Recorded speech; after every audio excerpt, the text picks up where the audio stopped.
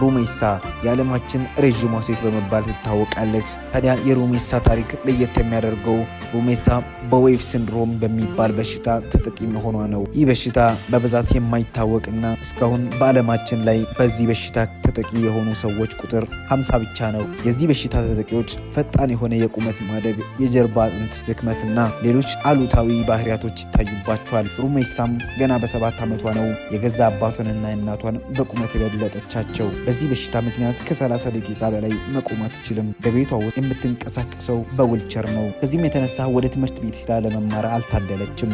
ቢሆንም ግን ይህ ነገር ሩሜሳን ከመማርና ከሌሎች ጤናማ ከሆኑ ሰዎች ጋር ከመወዳደር አላገዳትም። በቤቷ ሆና መማሯን ቀጠለች። ሩሜሳ በመኪና ቁጭ ብላ ከአንድ ቦታ ወደ ሌላ ቦታ መንቀሳቀስ አትችልም። እሷ ተብሎ በተሰራ በዚህ መኪና ነው በኋላ በጀርባዋ ተኝታ የምትንቀሳቀሰው። ታዲያ ይህ ሁሉ ፈተና እያለባትም ተስፋ መቁረጥ አይታይባትም። ከፊቷ አንድም ቀን ደስታ አይጎልባትም። እንደ ማንኛውም በሀያዎቹ ዕድሜ ክልል ውስጥ እንዳለ ወጣት እኔም የራሴ ህልምና ዓላማ አለኝ።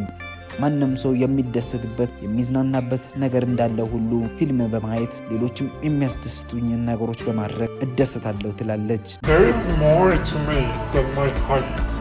I'm a 25-year-old woman with goals and dreams, just like you.